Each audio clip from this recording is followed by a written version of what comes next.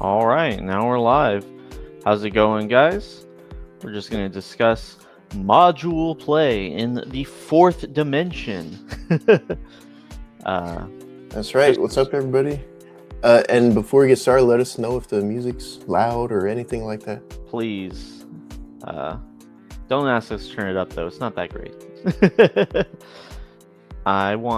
We'll just go ahead and we'll cover a couple of the questions that we already got in the Discord server, just because, I want to respect y'all's time. If you are just dropping in, then you can get those questions answered. And then we'll just go through the module kind of side by side, going with how we played through the campaign and comparing and contrasting. And if you have a question, just drop it in the chat. We'll stop to answer it unless we're in heated discussion.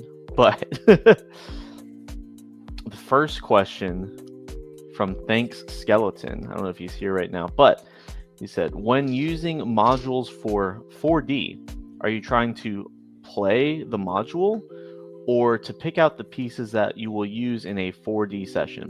Do you distinguish those two approaches? Hey, Flame Zombie. Oh yeah, let me say hi. We have Roger C, None Bleaker, I still don't know how to say it, Edera RPG, and Flame Zombie. But back to Thanks Skeleton's question, I guess that's mainly for me as the game master. It really just started like, okay, this is the module, and the beginning was, okay, that's how we're going to do it. So this is the, I guess, opening act or opening scene. And after that, it was like, I hope that this module is useful.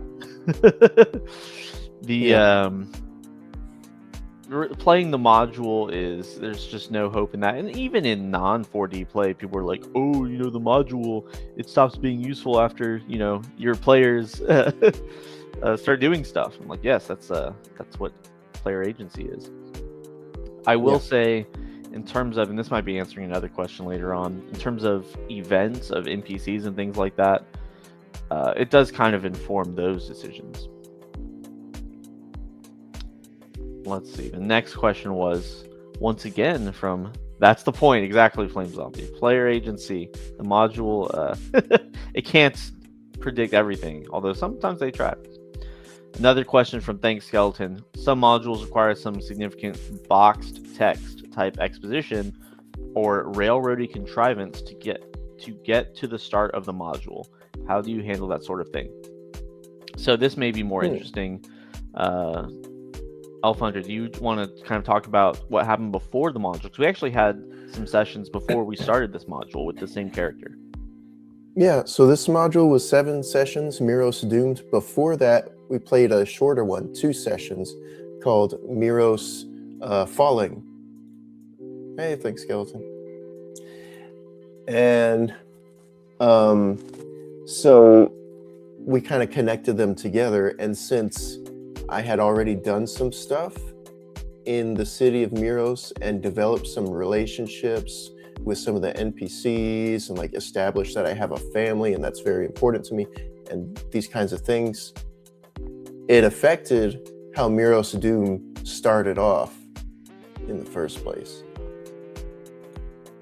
Like my character Lucius, his family is very important to him, so that it drastically affected whether or not he even takes on the quest in the first place. I almost didn't bite the initial hook at all. Yeah, so in this module, let me actually pull it up here. The kickoff is basically, hey, this group of adventurers needs to go and arrest this traitor. But the traitor being an NPC that Lucius already had met and made a bond with, which that already was kind of shaping how the character would pursue and react to this, I guess, adventure. The queen being the one telling them, hey, you need to go do this thing, which, I mean, the queen, of course, is a very powerful figure. There's a like button there. Yes, go click it. Literally nothing is stopping you. If you got to this video, I mean, you must have thumbs, fingers, mice. And so that was interesting. Immediately, just even reading the module, I was like, I wonder how Elf Hunter is going to play this, considering that not only is Lucius already a part of this world and, a subject of the Queen, but it already is very personally connected with Kara. Yeah. Yeah, the Queen's assignment was to go capture Kara. And I'm like, what? I'm friends with her. She aided me in the first adventure. And then I, spent some time with her, and even like enough time to learn a minor spell from her. Like, so she had become a close friend.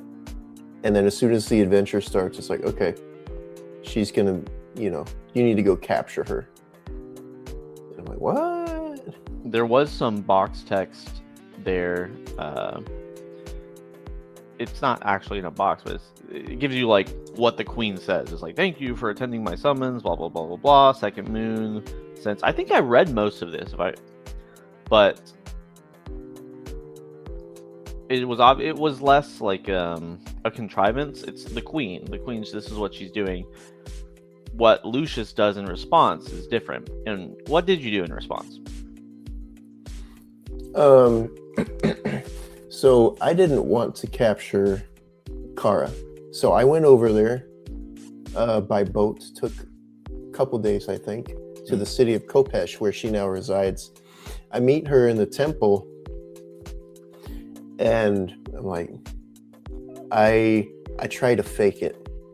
I wait till the temple is empty and it's just me and her, and I try to make it look like that I attempted to capture her but failed.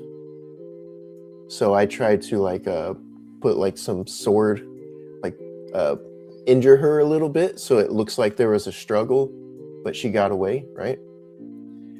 But that failed utterly, because she was very important to that temple, and I'm disgracing someone very important to that. So kind of turned into, like, you can explain it. Yeah, so she had turned into a calf, which is part of the module. It's supposed to happen a little bit later on, but then you like tried to fake that you had tried to capture her. And in the module, there's actually talks about, okay, if any blood is spilt in the temple, then it counts like desecrating the temple, and that's where that sun spear comes in. Now, that's supposed to come in when the players try to capture Kara, and these mercenaries come in to stop that from happening, and they only use like bludgeoning weapons because they don't want to draw any blood. They don't want to desecrate the temple. But of course, that's not what happened. You're like, okay, well, I'm going to fake the capture, but inadvertently desecrated the temple. So yeah, it was interesting. So I also realized in the center of I imagine in the center where I guess I imagine like there was an altar, and that's where the calf was, right where I desecrated it. In the ceiling, there's an opening to this, it's just open. You can see the sky. So I'm standing right there, and a sun spear comes through when I desecrate the temple. It's just this bolt of fire out of the sky. And apparently that was a miracle that was like set to activate if the temple is desecrated. But I thought that was my Cirrus directly trying to strike me down for desecrating his temple or his acolyte. And so the whole temple burned down. I barely escaped. I would have been just dust in session 2 if I didn't evade that. That would have been pretty hilarious. Actually, going back to Thank Skeleton's question about box text, I realized I did not read the box text because the Queen tells the party that Kara has gone to Kopesh, but I didn't tell that to Lucius. I remember that because he went to go investigate. He went to the temple to ask about Kara, and that's how he learned that she had gone on a pilgrimage to Kopesh. Oh yeah, forgot about that. Anyway, so what was the next question? There was some more. Oh, question from Roger Twee on Discord. I don't know what your name is on YouTube, but He's Roger C. oh, Roger C. Yes. Yeah. Question was, as GM, did you rebalance the module to account for having only one player? Did anything change as a result of having a single player? So, I guess that's more of a question for like one-on-one, not really like 4D, module play. But I kind of experimented with that. In terms of balancing things, I sometimes brought down the numbers a little bit for, okay, I don't want to run this many NPCs, but 2, there is only one guy. But I was also not really aware of that we use the pulp rules from Mythras. I was not aware how insanely powerful that made NPCs in comparison to just base Mythras, which I figured out in the very last session when I actually didn't do any balancing at all. I was like, dang, this guy is tanking some hits. Yeah. So I quite enjoy the pulp rules in a one-on game. In a one-on-one game, because you're a bit more survivable. It's fun. You're like an action hero. It's less, I'd say, less realistic, which is fine. If I were playing, 2, maybe 3 people, like I'd probably use normal rules. But one-on-one, the pulp rules are fun, and it just kind of gives you a few more hit points and things like that. Makes you stronger. The other thing, not really in terms of balancing, but in the other part of that question, did one-on-one change the dynamic? I think it really did. It kind of counterintuitively made the NPCs matter more, because if there wasn't an NPC there was nobody for Lucius to talk to. Mm-hmm. And it also puts a really big load on the player, because there's no one, there's really no one for them to bounce ideas off of. There's no one really to share that, what's the word? The load of pushing forward. Absolutely. I think one-on-one is harder. I think we're lucky that we started a lot of our 4D practice with one-on-one, so that, once we get more players into our group, we're like, oh, this is easier now. This is easy. Yeah, exactly. Even our un-PC submission was one-on-one. Mm-hmm. It is a great way to practice. But I met Anathame in session 3, and then she was a traveling companion all the way up to the last session. Mm-hmm. And that did help a lot. You don't want to lean on your NPCs too much, but it absolutely helped to have someone there. Yeah, I think the main, the pervading wisdom where you don't want the NPCs to shine too much, there's a little bit more of some nuance in that when there's a one-on-one game. And then the other part of that question, let me see here. Any other changes from having a single player? I really don't think so. Did you change number of enemies, like the guards or skeletons or things like that? Did you change those? The only time I changed the numbers was, I think the numbers were slightly lower when we went to the swamps of Zoe. And then I kind of experimented with not changing the numbers when we went to MEEROS. And you can see how much of a difference that makes. And so that's actually something, usually when we're talking about 4D and really just role-playing earnestly, is you don't care about balance. But that is something to talk about with your players. Like, okay, the way this is running, are we expecting to just get absolutely trounced since there's only one person here or 2 people here, right? And you can talk about that, but as the game master, you are sort of trying to emulate a certain genre, right? So if you're playing a game where you're like, yeah, dude, I love John Wick, I want to emulate that kind of idea, and then you throw 4 guys at them and they just kill them, it's like that you didn't do a good job at emulating that genre. And so maybe balance less in terms of like gameplay balance, but balance in terms of the genre. I think that's probably a good way to think about it. That is. Before we go on, let me go back and get some comments that I skipped real quick. There was one more question. Okay, well, this has to do with a question we already did. Find that box text is only sometimes necessary, and when it is, it's best to just say it in your own words.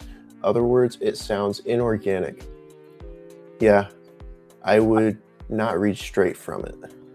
There was only one time that I remember reading straight from the box text, and it was when Ocles was telling you the legend of essentially the like the Genesis legend of this world. How did you feel listening to that? Yeah, I didn't mind. So to clarify what he's talking about, like I asked this guy, his name was Ocles, about well, like you said, he kind of explained the Genesis of the world, but I was the one who asked him, and he it was like this whole legend. It wasn't like a normal 4D turn. You know, he kept talking. It took maybe 3 minutes or so to explain. I didn't mind at all because, again, I was the one who asked. I could have interrupted and shut him up at any time. And I don't think there really was a faster way to explain that. So, yeah, I didn't mind at all. And then the last question that was asked right before the live was Flame Zombie. How did you handle NPCs doing things in the background? Day/week timers or just winging it? I do not prep that much. I'm not that organized. So there were no timers in play. It was literally just winging it. It's a very short module. There's like 3 parts, as we'll get into later. It's 28 pages, right? Let me see. I have it right here. It is 29 pages, including both covers. So I was surprised when I found that out because I've written up a thing myself that was 30 pages. And I'm like, oh, this is just a rinky-dink thing. No, that's a full 7-session module. Very nice. Well, if you're role-playing, it is. Yeah. It's more fun. But in terms of like background things, I just kind of was winging it. I was like, oh yeah, that probably makes sense about this time. Unless there was, I wouldn't really time things unless there was a specific reason. Like you've already told, and the players have already experienced that it takes 7 days to get from this city to this city, and then, you know, it would not make sense for the, I guess, one NPC to be in this city and then get to this other city with less than that and less time than that, unless there was a reason given. You know, so that may be one thing to look out for, but I was completely winging it. Yep. I guess as far as events and NPCs, background things, did it, I guess you treated those as pushes where you could put them in at any point. Is that kind of how the book presented them, or did it have a timeline? Well, I guess that's a good time to get into the actual book. So let me pull it up here. Let's see. Let me share this. Let me view. Here we go. Alrighty. Oh, we have a question for Roger C. How did you spend any luck points to change your role? If you did, I didn't know. Did you spend any luck points? I think I did, but I always forget that I have luck points. Yeah. I'm not a big, like, at least to me, I think of luck points as a meta thing, and I'm not big on that. But if I'm playing a game with it, it's not the end of the world. Like, I use them, but a lot of times I forget they're there. Yeah, he really is forgetful. Yeah. The way to do that in character, I'll click to show my role, and then I don't like my role. I don't have to say anything. I just take that role off and click again to put another role in its place. Yeah. Or for example, if I roll 81 and I want to flip the die to make it 18, I would just say luck point 18. It just takes 1 second and you get back into it. Yeah, and you don't even necessarily say luck point 18 because the only time it would come up is if in like an opposed roll. You can just say success 18, and then I'm like, well, he rolled an 81. I figured out what he's. Yeah, there you go. You don't even have to say luck point. There you go. There you go. Yeah, balance influences the tone. Balance. Yeah. Yeah, Flame Zombie. He was actually captured in session 2, which was, I mean, he could have died if the Sun Sphere had hit him. He would have died. All right, we're done. GG. But if there's any like decision making from like NPCs, it's usually better to like, okay, well, they're gonna capture you, or that's usually where it goes, capturing them. I'm gonna get through this real quick so we can get into the book. Wouldn't mind if text is written in the game world too, such as a letter or engravings on a wall. At least the first time. After that, paraphrasing is fine. Yeah. Yeah, back to that box text. Diegetic, that's a good word. What is the M word? What did we say? Mythras. No, I don't know what the M word is. He's like, I gotta play.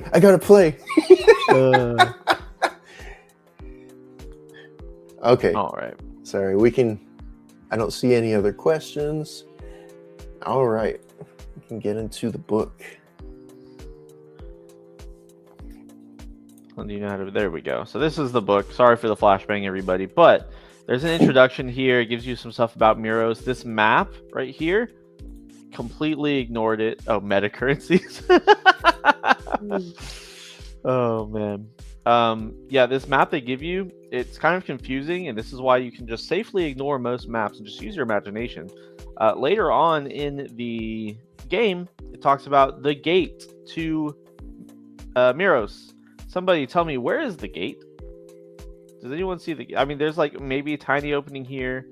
I think that might be an opening. These are not openings as far as I can tell. There's no main gate, and it's just like, we're just gonna skip all that. Look at all this that we can safely ignore. You can use maps for quick references, but there's no reason to be like, oh, I have to measure and blah, blah, blah, blah, blah.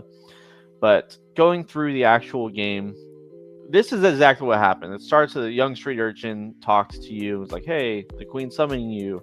And Lucius, being a subject of the queen, like, all right, I will go meet her. I think you talk to your wife and family first. Which was kind of it was cool. I liked that the first session was very slow. I think there was only a couple rolls made, or maybe not even one. I can't remember. That was one of the more memorable scenes where I had like I go in, talk to my wife, my 2 little girls. I'm like, I gotta go. It's like Daddy will be back for a while. Go to my cousin's house and stay safe. Here's some money, that kind of thing. I do remember you doing it. Yeah, that was nice. Too bad it didn't work. No.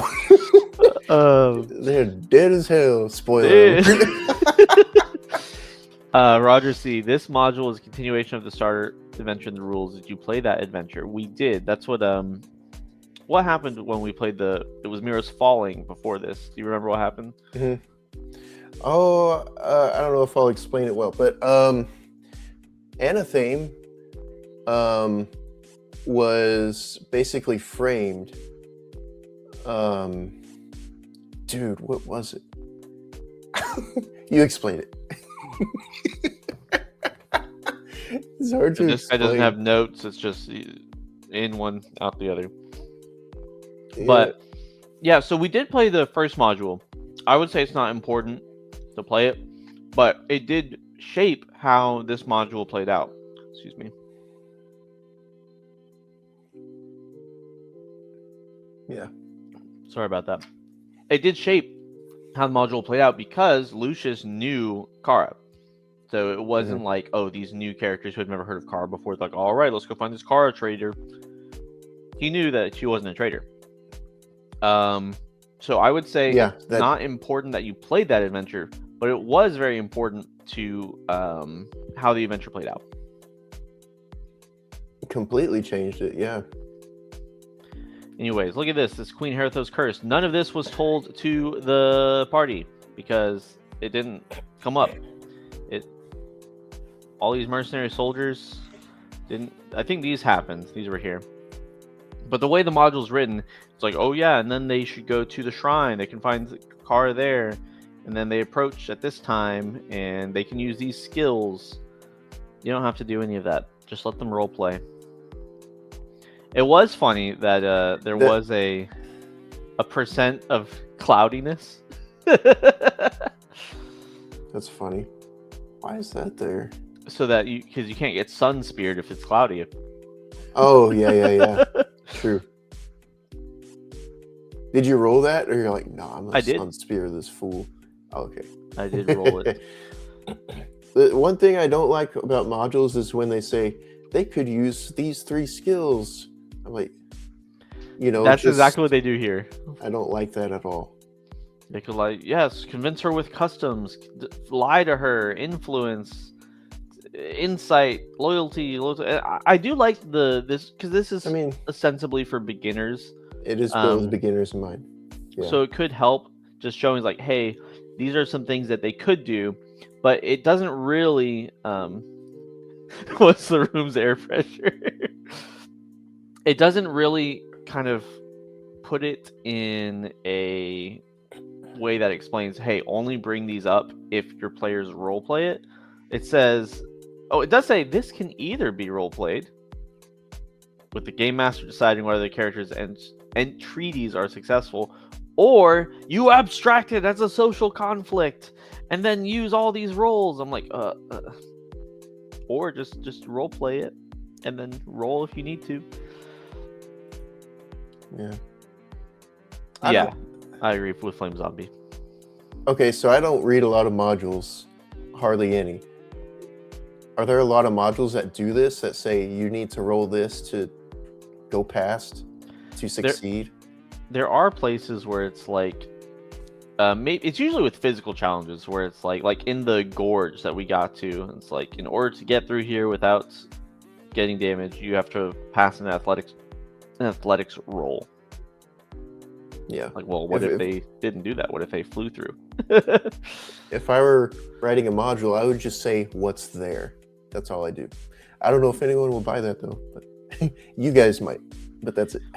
Anyways, all of these stat blocks, they are semi-useful. Anyways, now we get to the part of the module that was entirely skipped because of the role-playing of the party. Instead of capturing Kara, Lucius accidentally desecrated the temple and set it on fire, to which he was promptly arrested.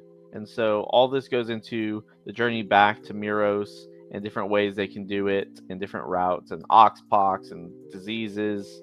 None of this happened. It's fine. Where would I get a disease from? From traveling on the ship?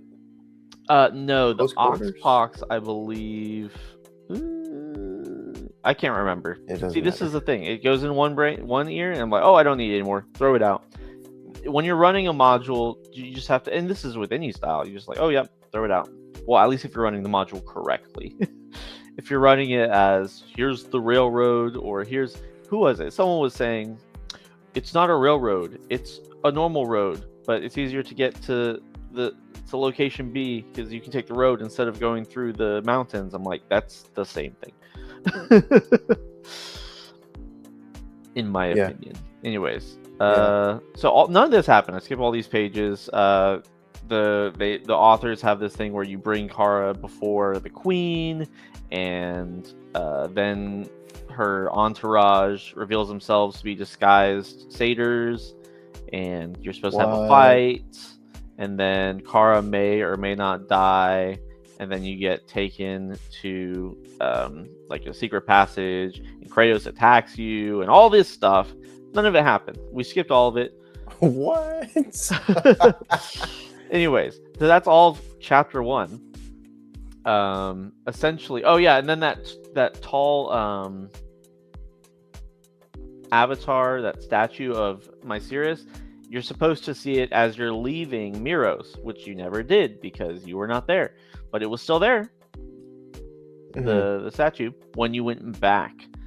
So all this happened essentially in my brain. You were arrested. You were in jail for about a month. During that time, some mercenaries sent by the queen completed the mission that you were sent to do, and then all this happened off screen. Okay. Which is why Kara died. Okay. Wow. So I guess that's kind of going with Flame Zombies thing. Is like, what happens off screen? What are the other NPCs doing? The same thing they would normally do. Yeah. There's some things you don't have to worry about so much. It's like, let me roll the percentile for weather. Let me roll this. Yeah, you don't have to do that so much. But there's some things it's like, okay, he's in jail for a month. I need to know what changed in the world. You do need to do that for sure. Yeah. There's funny things in these modules, like they need to move this altar. It's like, this altar can be moved with a combined strength of 30 by characters that succeed in a brawn roll. I'm like, dude, I don't need to know y'all's combined strength to figure it. Okay, everyone's trying to move this altar, roll. Okay, it worked or it didn't. What's funny to me is like, it's saying this altar can be moved. It's like, if they don't do it, then like they just die, I guess. Anyways. I don't know. I didn't do whatever that was. You weren't even there. Anyways, all these 10 pages here, they were done and over with by session 2 because there was a time skip to session 3 when you were in jail. Okay. The worms of Ulthar. There's worms? This is what they call it. Anyways, so in the module, all of these, the party is supposed to be traveling back to Kopesh for whatever reason. That's where all the refugees are going. And then you're supposed to be like, oh yeah, when you get back to Kopesh, these things are happening. You can roll on this random table. I'm like, that's lame. But also you were in jail, so I didn't have to do any of that. Oh, hold on. I think we skipped a bit. Why are there refugees going from MEEROS to Kopesh? Oh yeah, sorry. If you have not watched the campaign, MEEROS is destroyed because essentially Kratos and his band freed the world serpent Yethys, and the avatar of Mythras, which is the good god, closes the city and stands guard, and everyone else there's a great earthquake, fire, blah blah blah blah blah, apocalypse. What's the thing in the Norse? Ragnarok type thing, I guess. Anyways, city's destroyed, so everyone's leaving. They're trying their best. Lots of people die. Everyone goes to Kopesh. All right, so obviously you're in jail. All this stuff still happens, but there's no so call it.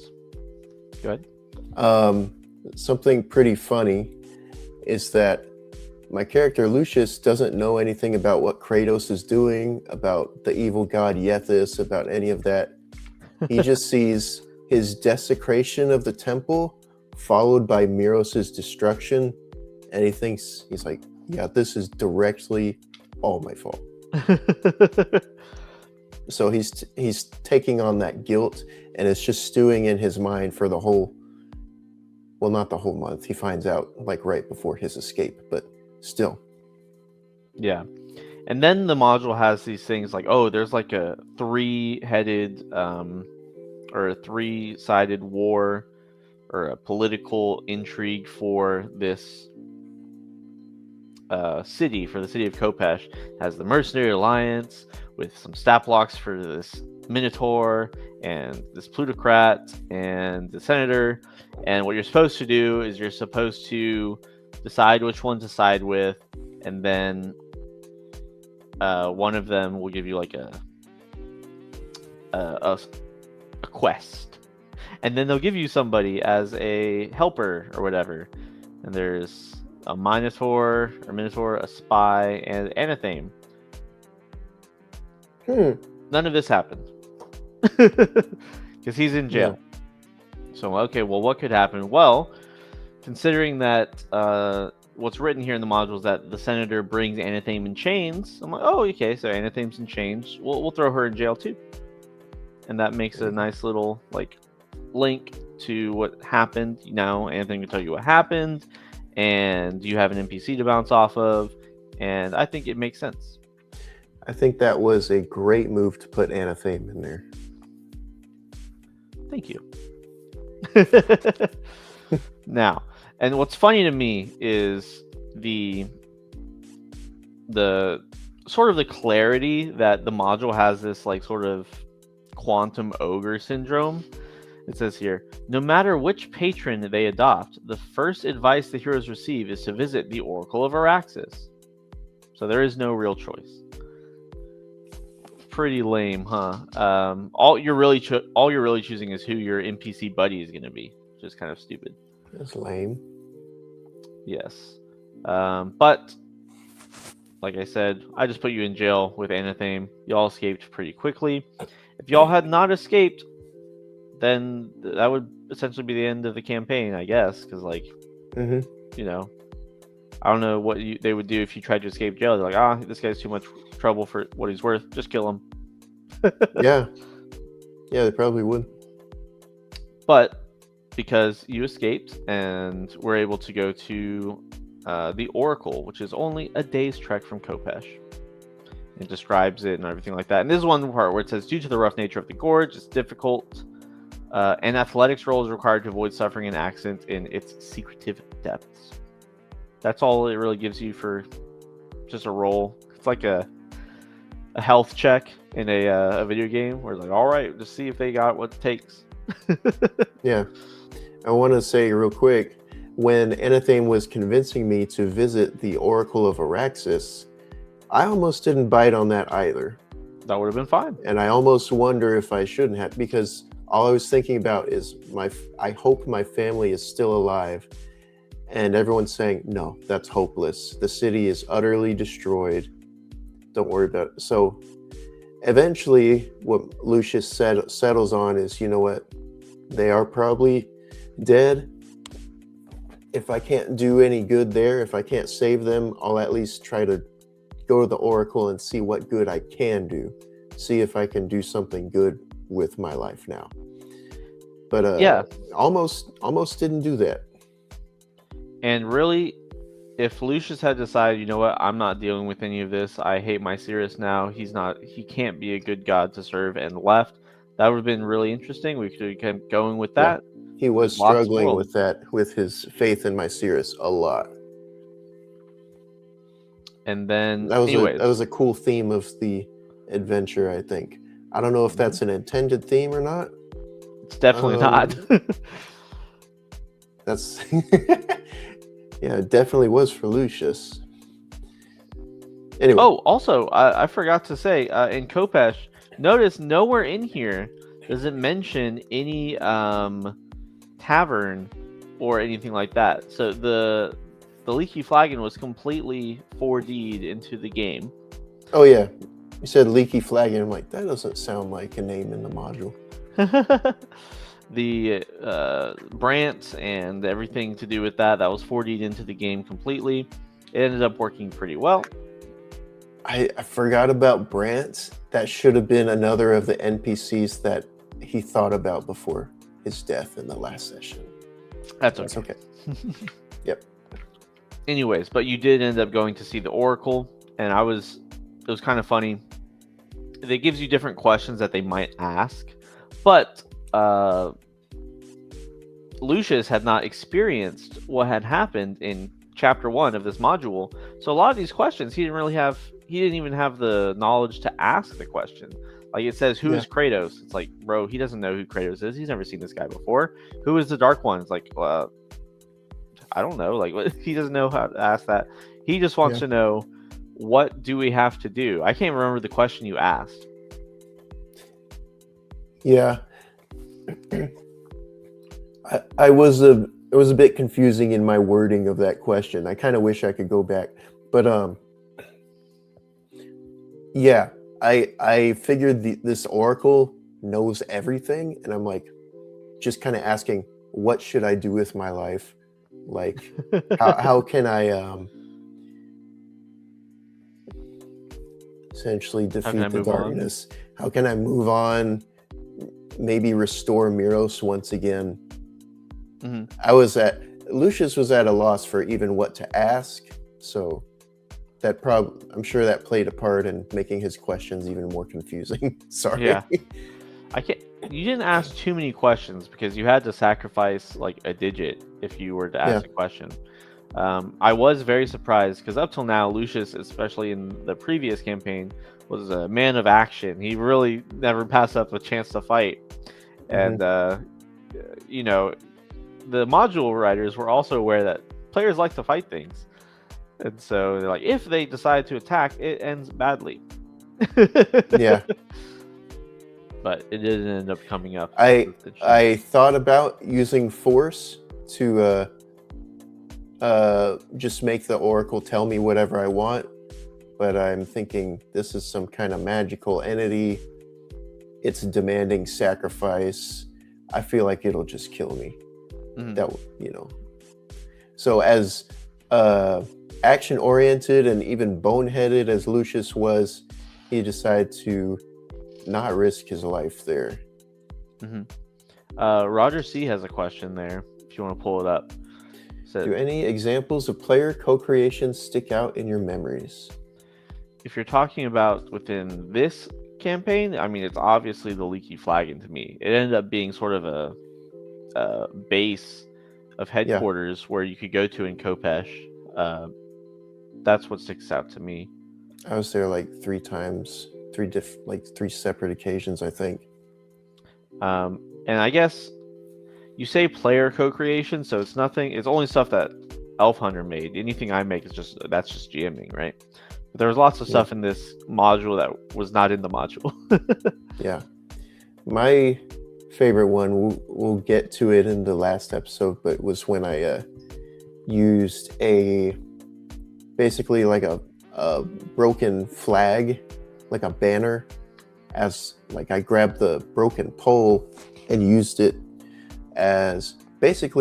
like a like a pike to receive a centaur charge. I thought that was pretty cool. Anyway, continuing on, once Lucius had gotten all of his questions, they decided to leave, but because they had been, traveling for a day, they camped out at the face or the entrance to the gorge. And so Anathame, being, she's an NPC, and this was all done off camera because it's not in Lucius's purview. But during Anathame's watch, she abandoned her watch while Lucius was asleep and went back to ask some questions from the Oracle, because these questions here make more sense for Anathame to ask.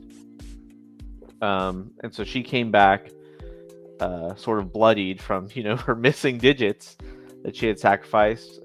And that's how Lucius got some more information, both about Kara and how to defeat Yethis.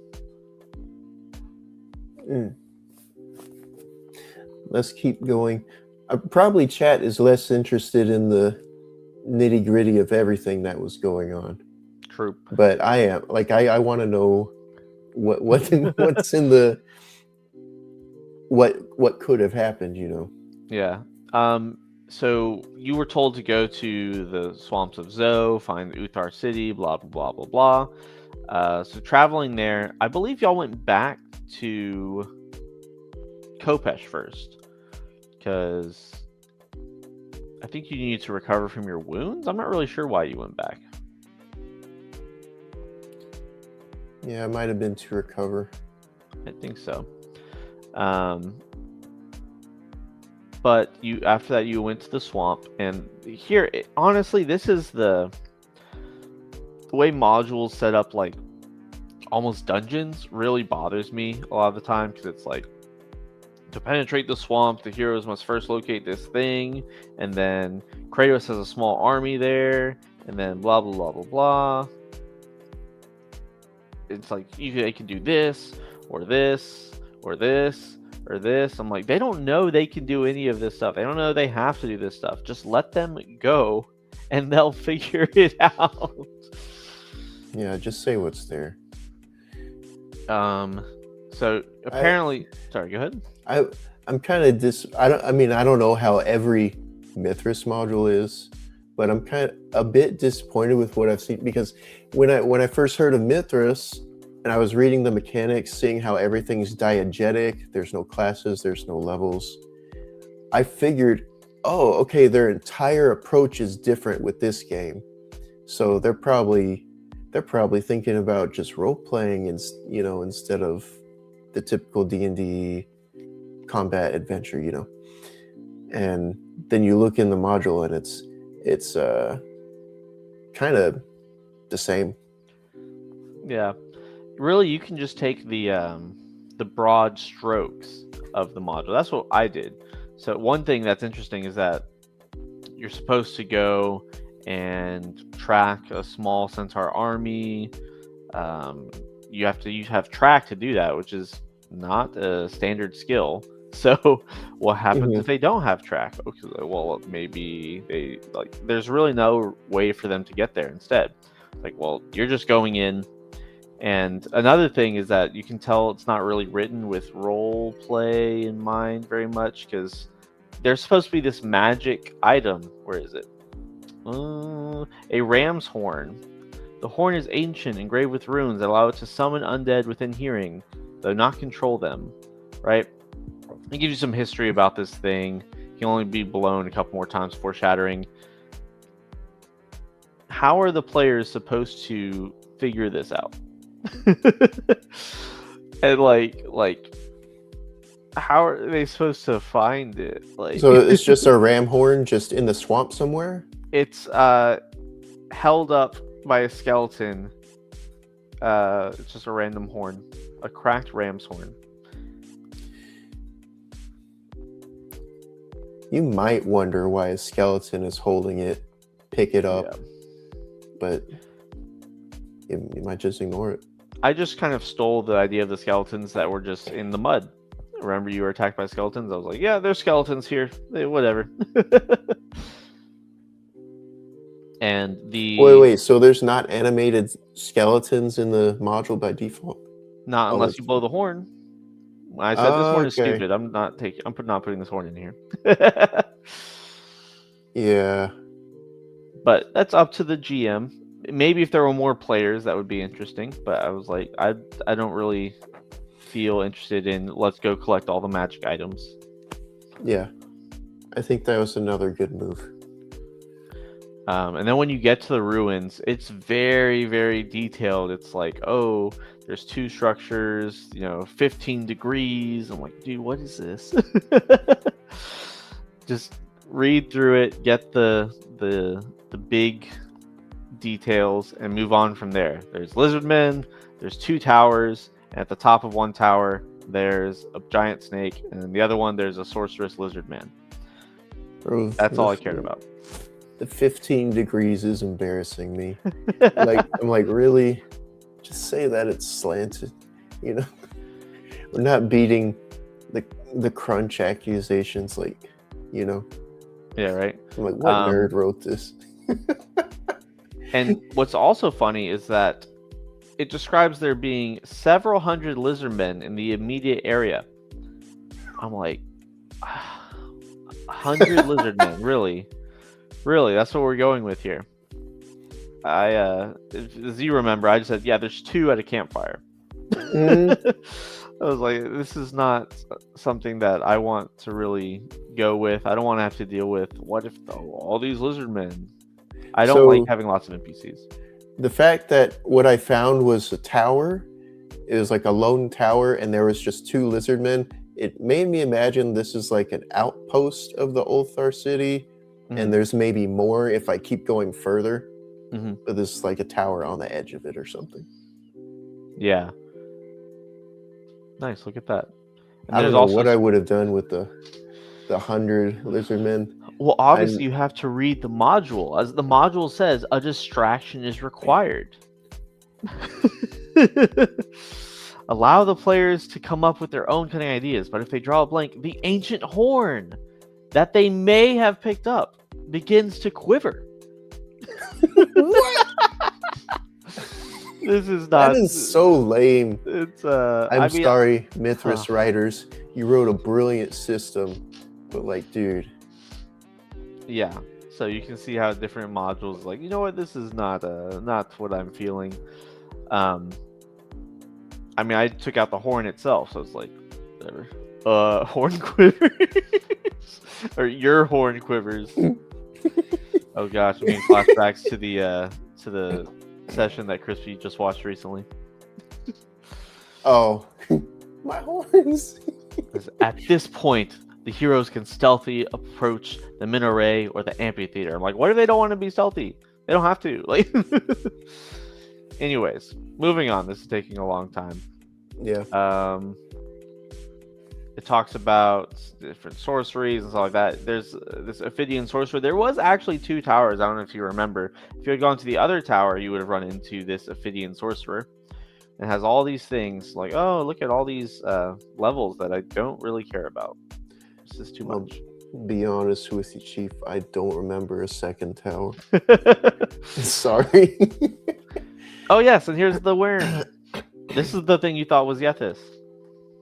It was a worm? It was a snake. I described it as a snake. Okay. Yeah. So that you changing it to a snake affected things a lot because later I'm supposed to defeat Yethis, who is like a serpent god, and when I see this thing, I assume, oh, this must be Yethis. You know, that's funny. Which I'm not saying that's necessarily a bad thing, because I got to roleplay that character Confusion. You know.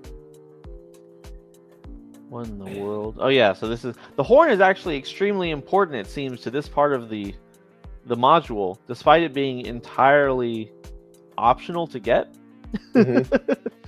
Which is interesting. It talks about, you know, if you're fighting this worm, then and they look like they're doomed, then they can blow the rune carved horn. And it's like, it describes these endless zombie eels. Interesting. All right. I do like giant worms and eels in my swamp. That's cool. But, so this was all in session 5, somewhere thereabout. Anyways, so you get the tier, you feed the you sacrificed the lizard men to this worm, I believe. Yeah. And then you stole the tier, and then it chased after you, and you escaped it, and it was being devoured by skeletons. That was also a very fun session. If you forgot the I think you may have forgotten the fact that it was getting devoured by skeletons.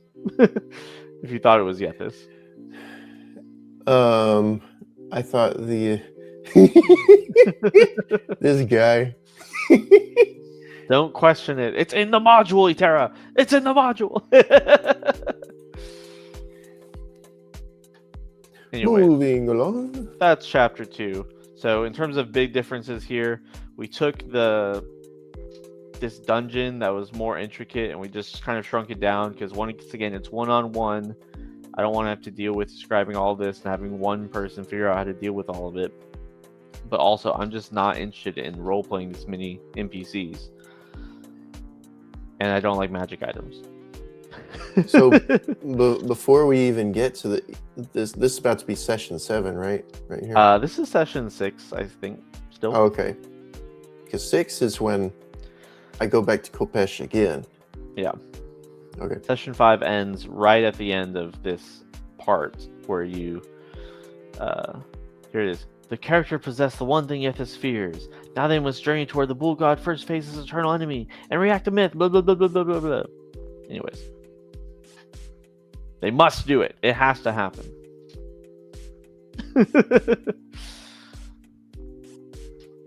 Alright. Call of Yethis. This is technically where we started part 6. What? If you're gonna play that way, why use Mythras? Like, I would just use, like, I don't know, Shadow Dark or something.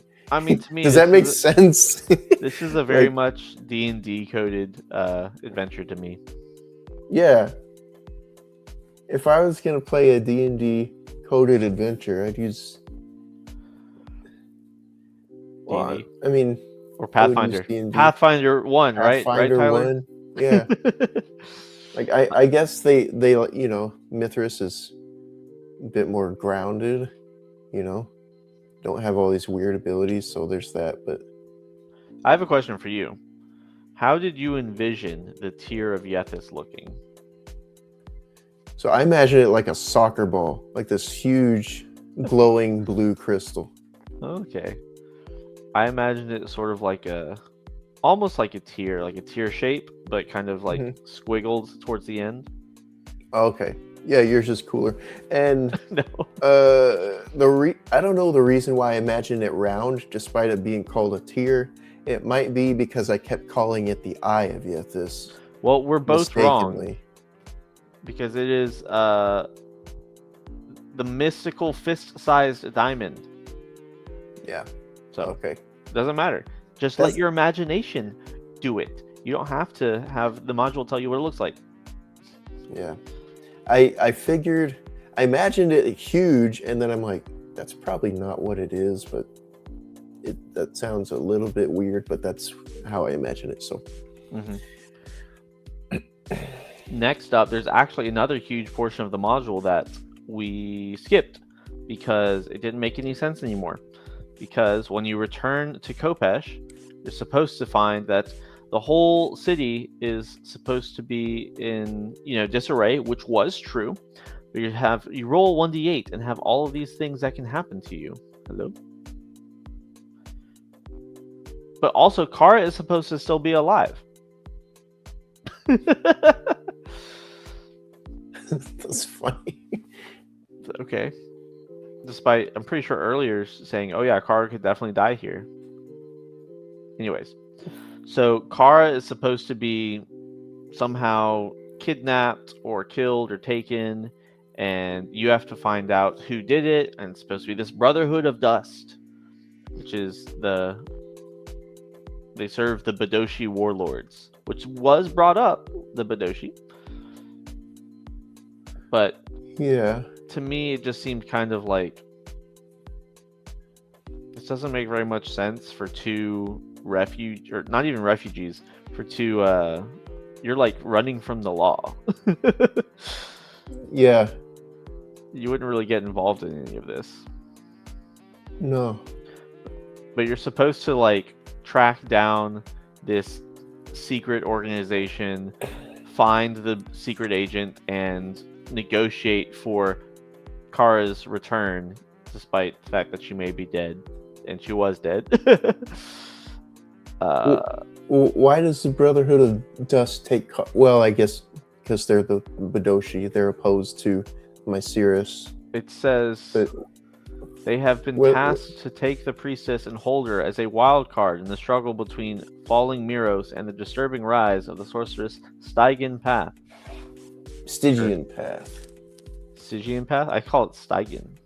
Interesting. Okay. Stygian. Stygian makes sense. I can't read. That's good.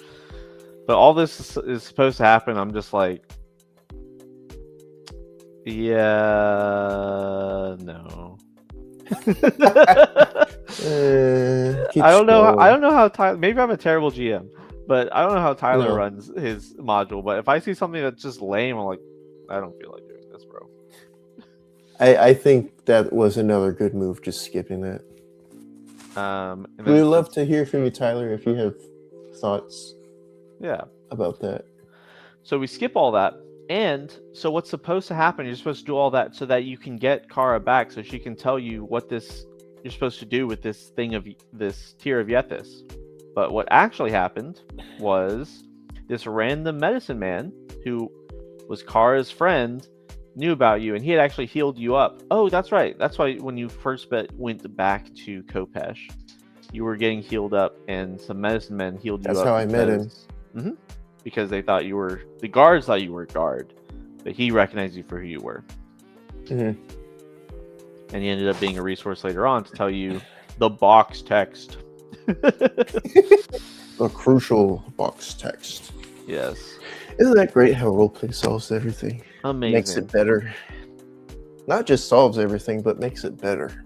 And what is actually, I will say this is great of the module creators. So they tell you,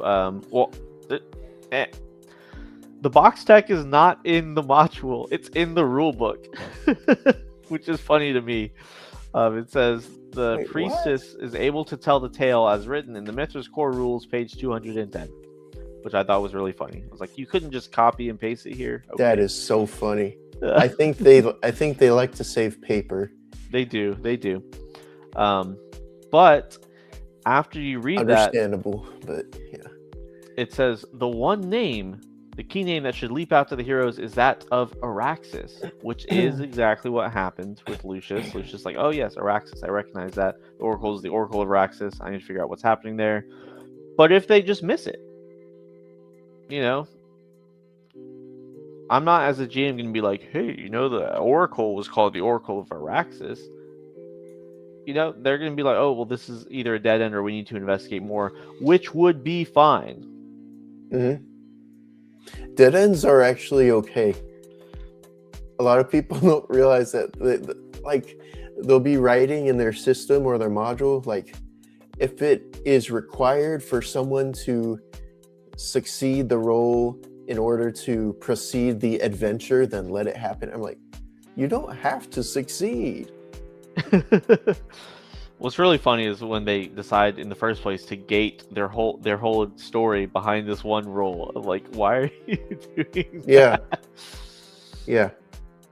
Anyways, but this is what's really funny to me. Okay, tell me. Okay, does this make sense to anybody? Okay, remember in the module, you're supposed to choose from 3 people to partner up with, and they give you an NPC.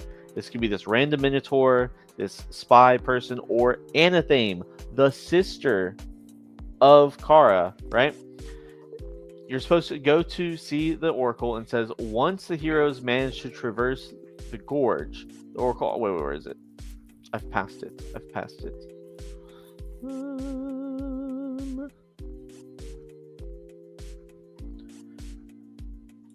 Where was it? Here it is. The one key name you recognize as Araxis, blah, blah, blah, blah, blah. Returning to the Oracle involves the same steps as before. This time, the NPC ally who helped the party to seize the gem in Ulthar, you know, being one of these 3, turns on the heroes, being in truth a secret member of the Brotherhood of Dust.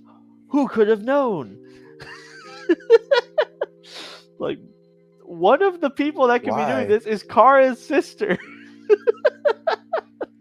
I am so confused. Why would that ever happen? It's just so funny to me. It's one of these things where it's, once again, is a quantum ogre situation. It's like, it doesn't matter what ally they had, they turn on them. Like,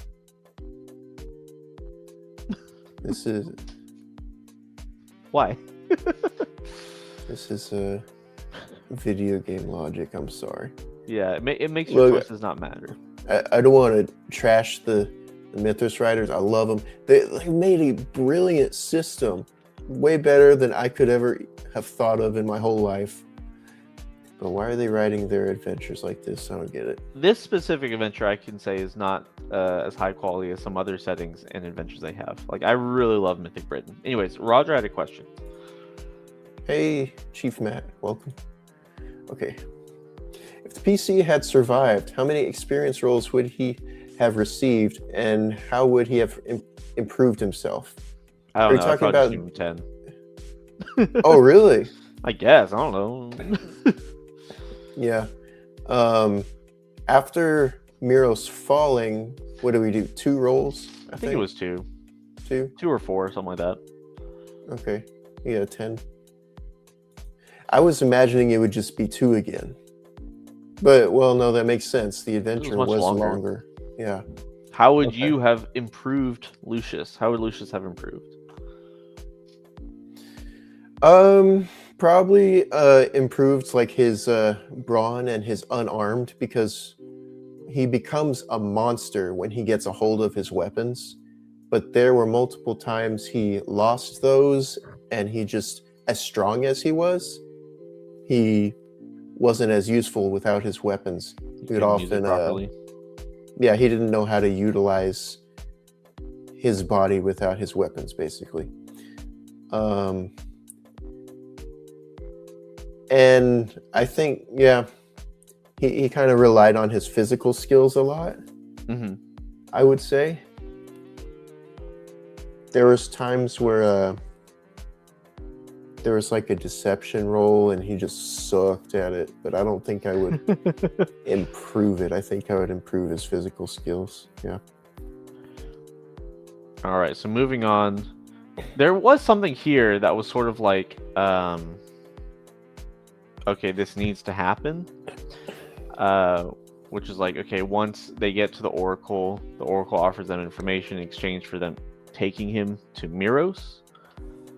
But then it says that, oh yeah. Wait, I'm sorry. Can you say that bit again? My bad. So once you get to the Oracle gives you information on how to use the gem. And instead of asking for sacrifice, you just have to take him to MEEROS or agree to do that. But then it says anyone who agrees finds that they can unfetter the bronze shackles, and then they just magically bind the hero to the Oracle instead. So do you remember how I described that? Yeah. So I guess I had agreed. I don't think I said the words yet, but like I magically enhanced my strength with my spell, and I took my sword out, indicating that I was gonna cut the chains. And then you described it as soon as the blade hits the chains, the links break apart and they reform, connecting me to the Oracle, which was so cool. And Lucius was really angry about that. Yeah, they never give a distance for how far the chain is, and I was like, it's a magical chain. So that's why in the coming episode after that, I was never like, oh, you can't do it because the Oracle's dragging you down or whatever. Well, I guess you could have used it in combat. That could have been interesting. I was thinking about that, like, we'll get there, I guess. But I was thinking like we could trip somebody with it, or wrap around their neck or something. Oh, here, let me give you the actual rules since it wasn't exactly clear. So it says for the tier of Yethis, right? Unfortunately, the method requires some degree of self-sacrifice. They need to deliberately receive a wound from the Demon Lord, which I, as the GM, forgot in the final session. That had to be from Yethis, the Demon Lord. I was like, he's hurt. Okay, it works. It says, then allow the E-core of the injury to wash over the diamond. Yeah, whatever. And then it bursts into bright light, which then you need to spend magic points to sustain the bright light. Only within this engulfing illumination can the Dark One be harmed. I think I told you all that. Somehow. Yeah. The Oracle told you all that. The Oracle, I believe, told me. I think even though you forgot that crucial part of it, I think it still worked, actually. Because it could be interpreted a different way.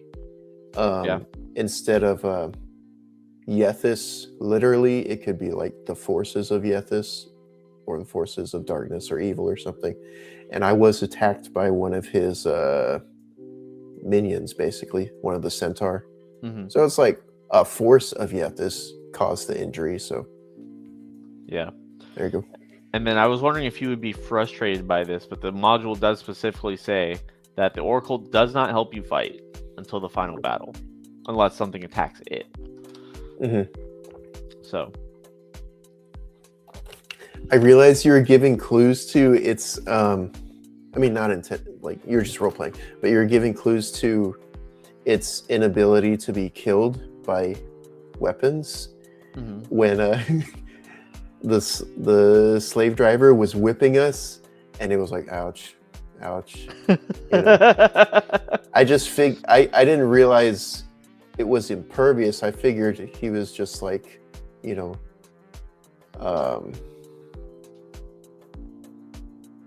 just like really tanky.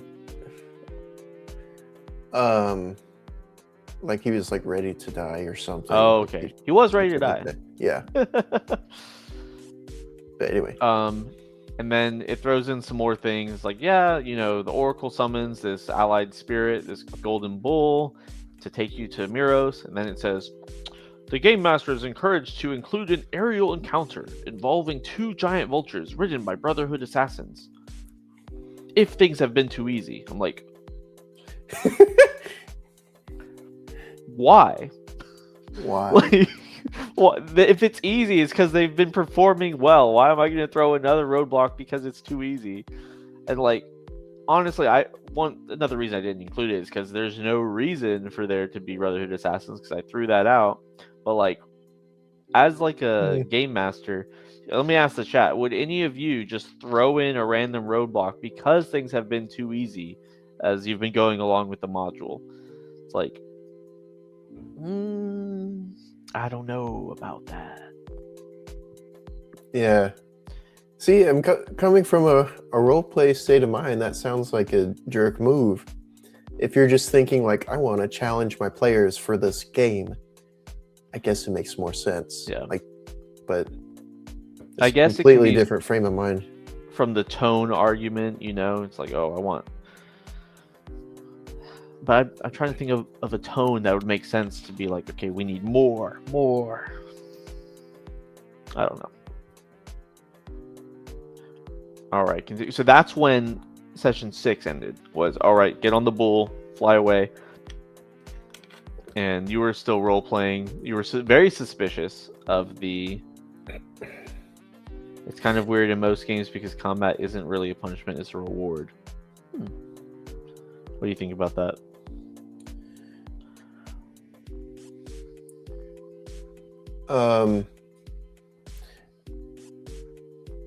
I guess the word reward sounds a little weird, but I think I know what you're saying. Like, if I'm fighting something, that means I'm progressing. Like, you're getting to the, that's the thought process behind. That actually brings me to something I was going to talk about. This, as I already mentioned, this module is very D&D coded. Like, there's a lots of combat that's supposed to happen. It's like a video game, right, Nicholas? But there's lots of combat that's supposed to happen in this module, which kind of goes against how I feel like you're supposed to run Mythras, where it's like it's supposed to be more role played and maybe not realistic but grounded. Mm-hmm. Where like you shouldn't be getting in combat all the time. You should be trying to avoid combat if possible, because the recovery times are so long. And in this module, you don't have any healing magic. Yeah, that's like everything about the book, the rules makes me think, it's because they want roleplay, These long recovery times are going to cause you to avoid combat. And it's like, the module has all this combat. It's like, what? None Bleaker answered, too easy? No. If things are slowing down or maybe getting boring, I'll check in with a group after the session to see if I need to add or change pushes. Oh my goodness, communication. Ban that man. Ban him. No. Yeah. You can even, of course, you could put a push during the session. But yeah. Session 0 is like an ongoing thing. Mm-hmm. After every session. It's back to session 0. I think I found compared to like un-PC games and other games we've played, I think I found running a module, I have less pushes. Because it's almost like the module has given me ideas to work with. And this is also maybe a danger of over prepping, where you have the ideas in your head, and even though it hasn't been put into the world yet, it's still kind of shackling you to those ideas. And so it's like, it didn't even enter my mind sometimes. Like, it would be cool if this happened. Let's add a push, or maybe this, right? I think part of when we went into this, you did kind of want to go and just test out the module and see how the module is. But going forward, it would be fun to use the module as a starting point and then, put whatever you want in it. Sorry, I just read this. Okay, unrelated comment, but do you guys know Monsters vs. Aliens, the animated movie? Adept is reminding me of the U.S. president in that movie. Just wanted to share that. Let me see this. Bruh. This is me. I wish I could be this animated sometimes. Oh my god. Oh, he's the guy that does the little piano thing. The piano. The synthesizer scene. That's him. I love that. I will strive to achieve your expectations, Nicholas. Put on your suit for next stream. Anyway, so session 7, and this kind of happens with other 4D games I see. It's where it's like you have a not slower pace, but lower energy session, a high energy session, lower energy, high energy, be that combat or other adventurous things, you know. And maybe that's also sort of the games that we play where like, hey, we need to calm down because otherwise we're just all going to die. Mm-hmm. But session 7, it was pretty much no-brainer. There's going to be a lot of combat, right? But it did start off with some interesting role play. I think a lot of if you play a module in 4D, it might be that way. Low, high, low, high. Some campaigns are... Some 4D players do is more like separate one-shots so that they can just do action every time. Mm-hmm. So that's another way to do it. Mm-hmm. Depends what you want. One thing I will say, when you're doing modules, a lot of times they'll have like, oh yeah, you roll randomly and then choose from a list, right? Just do all that ahead of time. There's no point to wait. Like, if it's going to come up, then you already have it rolled. If it doesn't come up, then it doesn't matter.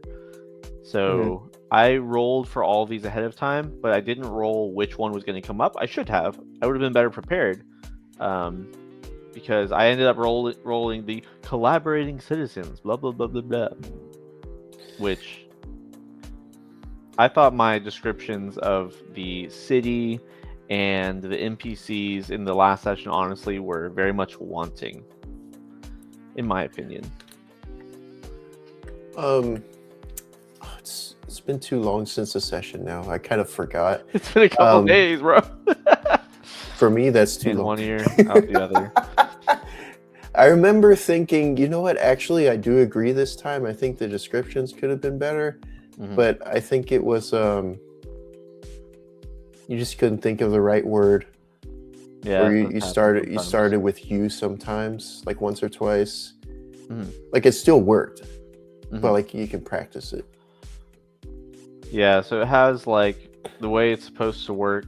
You fight these things depending on who they are. It could be easier or harder. The hardest one would of course be 1d3 drunken centaurs, which you ended up fighting 2 centaurs anyways. When I got in there, I'm like, what? There's centaurs now? There were always centaurs. You just never knew. Yeah. I'm kind of imagining this mostly human world, which it is, but like maybe when you get to the heart of the evil, you see something crazy. But it's more like, it almost reminded me of Narnia in a way, because it's like all the forces of evil is like centaurs and what did you call them? The like the satyrs and ophidians, skeletons, giant snake. It's like, what? And all of this? As you know, I'm very much not a fantasy type. I don't really enjoy that, but it was in the module, so that's what I did, and it was fine. It actually gave us some more insight into running Mythras in 4D as well, so we might modify how we run things in the future. I love the way that the module just doesn't describe things sometimes. So here it does a good job. It's like, deeper within the city, pandemonium reigns, shrieks and smoke, smoldering fire, blah, blah, blah, blah, blah, right? That's cool. Then, from a distance, it is obvious that Kratos, the demon-possessed sorcerer, stands atop the immense edifice. Like, how are you supposed to know that? Like, you're so far away. Like, this one guy is at the top of this giant monument, but it's obvious he's there. It's like, how is it obvious? Like, if you really need it to be obvious for your adventure, just write it so that it actually would be. Like, maybe there's a black smoke coming from the top, or like a glow, or a giant ethereal snake or something. Like, oh, you know, that's definitely him up there. Instead of just saying, it's obvious. Yeah. Anyways, so you actually fought 2 of these groups. Well, you didn't really fight the collaborating citizens. You ran from them and fought some centaurs. Yeah. I But broke a then, dude's leg. I was what's like, that? back up. I broke a dude's leg with my shield. Oh, that was sick. This shows how freaking powerful Lucius is. It's Mhm. ridiculous. And then we got to the point where, okay, we have to get to this giant black pyramid. We have to get to the top. And I was just going to let you figure out how you wanted to do it. Up to this point, for anyone who hasn't seen it, Anathame was with them the entire time, but was injured in the fight with the centaurs. She had in Mythras terms, she had a serious wound, so that would take a couple of weeks to recover. At least 1, I believe, because it was just -1. Weeks plus a couple days. So she was not going to be able to help fight. She was left in a house. There's no description of the city other than the map at the very beginning, which, as we've already covered, where is it? Has no gates. I think it has a bunch of gates, but it Has a bunch of gates with don't- none showing as the main one. So you're coming Yeah. from maybe here, maybe here, and then you have to get to the temple, which is right here. So whatever. Anyways, you left Anathame in some random house, which I think anytime you're in like a labyrinthian city or a literal labyrinth, I think it is a fool's errand to just try and describe things. It's just 4D it. It's the best way to do it. yeah. You're almost supposed to get lost, so Yeah, it's like whatever. leave it up to rolling rather than saying this wall is perpendicular to this one, and, You're in a hallway. To the left and right, there's openings. What do you do? You're right. You're in another hallway. You can go straight or to the left. What do you do? Like, oh my god, I don't care. I get up and I leave the table. Yeah. But I was gonna let you try to figure out how are you gonna want to get up this this pyramid, which is very much like I guess Exodus coded. You have these slaves pulling up these materials to try and bring them up. Of course, the 15-degree angle street. How could I have forgotten? It was integral to the plot. Híjole. But it says it would, to give lots of credit to the writers of this module. They do a great job at signaling to whoever's running the game what the most likely chain of events is, because sometimes you read a module, I'm like, that doesn't seem very likely at all. But they said the most obvious method to reach the base of the pyramid is to just disguise themselves as slaves. That's exactly what happened. Honestly, I didn't even think of it until what's his name, the Oracle, said something about it. Oh yeah, and then you tried to make him your slave. Yeah. And he said, ain't no way. I'm like, why do you care? He's immortal, not humble. I guess so. So yeah, the only way I could think of to sneak in was to disguise myself as a slave. So I dropped all of my armor and my shield and hid my sword in my bag. So at least I had that. But if you don't know Mythras, losing your armor, especially the really good armor I had, just changes everything. It's a very big deal. Anyways, but it is also funny because it's like such efforts automatically succeed if they remove and conceal any weapons or armor and are willing to suffer the occasional lash, which is why I was like, oh yeah, they're whipping you, boy. He said, I'm gonna take this opportunity to describe it in detail. In detail. No, there wasn't in that much detail. And that's the only idea it gives, which is fine. It's up to the players to come up with ideas. It describes some stuff. It's like, oh yes, Stygian path, followers of Yethys. Yeah, I don't care. It does. So one thing that could have happened, I was interested to see, but if you had tried to take it a little slower, you could have had maybe a whole nother session of, oh, Anathame's hurt. We need to try and find a safe place, and then we find some people who are not following Yethys. It could have turned into a whole different kind of situation. That's true. I was kind of thinking about, when she said, just leave me here and go on. I'm like, well, I don't think there's really a time, like a ticking Yeah, time bomb or anything. I could wait, but I decided, no, I just need to go and take care of this. dang. Anyways, so let me. The most egregious thing is to me is the getting to this final battle, right? So you get to this the palace, this giant I guess what's the word? Chopped off pyramid, and Yeah, the you're pyramid was supposed chopped. to, yeah. uh, it gives you kind of advice like, oh, what happens if they've gathered this whole army or whatever? But you go into the pyramid and there's these truncated. Look, there's the word truncated. Yeah, that's what you said, truncated. The catacombs with this labyrinthian hallways, and it just says it requires a navigation roll. I don't have navigation. No description of anything inside. They're just like, it's labyrinthian, which when we played it, I just handled it as like, make a navigation roll or choose another skill. Yeah. I think I used a completely incorrect skill there. I was just like searching my skill list. I don't know. I probably would have failed whatever it was anyway. Like, it was anything relevant was pretty low for Lucius. So Yeah. I think honestly it just shows like, hey, instead of rolling, you can just role play this, and it would have been much more exciting.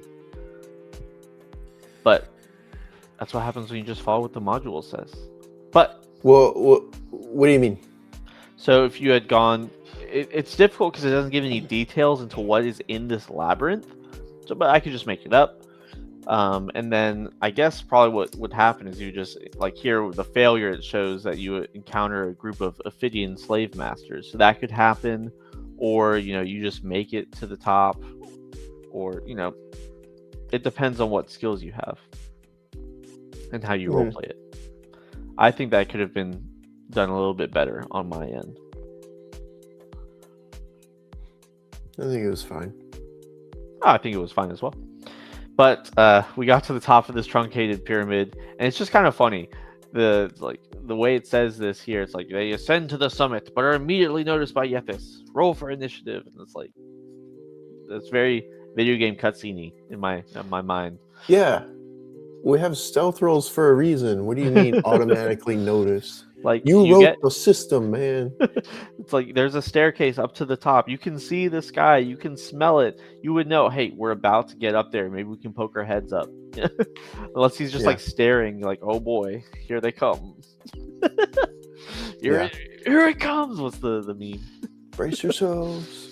But you get to the top, and it describes the top. It's like, surrounded by a dozen menhirs. Thank you, writers, for putting what that is, because I don't know what that word is. I'm illiterate. There's an altar, which I did not describe.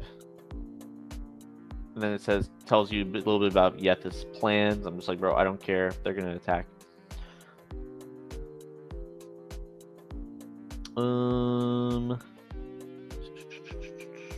Yeah, it just kind of describes the tactics of the combatants, which is fine to me, but it goes into like a lot of detail, which I don't really think matters. Just role play it your best way. I love how it's still assuming that Kara may or may be here. It's just like, nah, dude, she's gone. She's been gone for like 5 sessions, bro. Yeah. But they definitely did not pull any punches when creating the sap block for Yethis. It's like, dude, just a casual 153 invocation skill.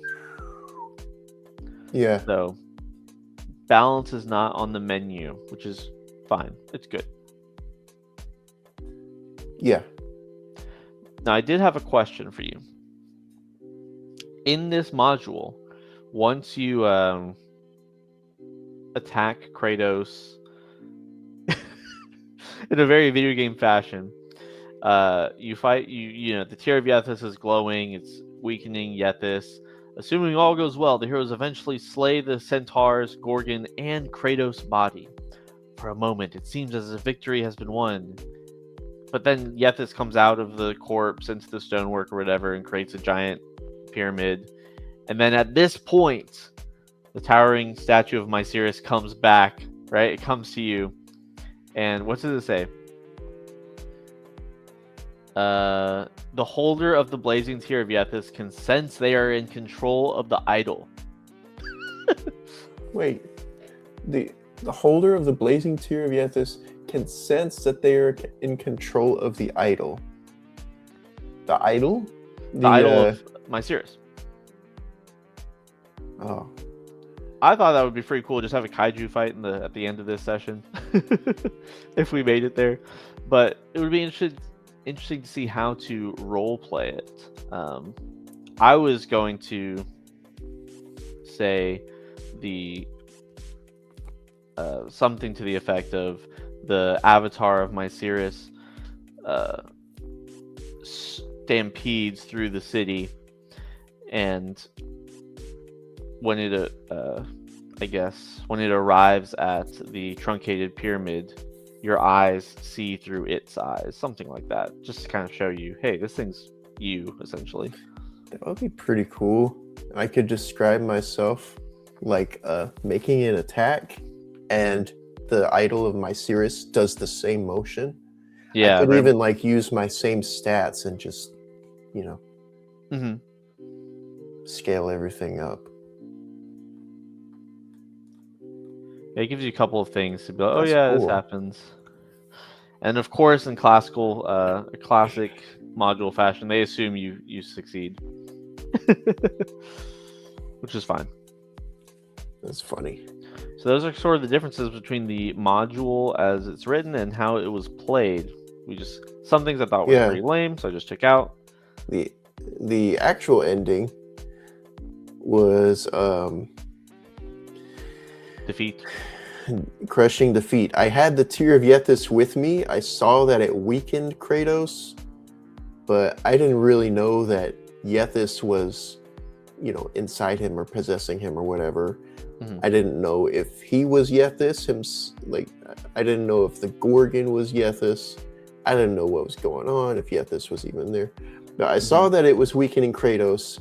I didn't know what to do with it. I figured I was about to die anyway. I just kind of bull rushed into him while holding the tear against him. Mm-hmm. But then that didn't work at all. I was just like tired, exhausted. And he just grabbed my head and just shrivels it. Mm-hmm. And which is very cool. Sort of the lack of information there was mainly because Anathame had gotten hurt earlier. She would have recognized Kratos and maybe shouted something. Oh, yeah. Okay.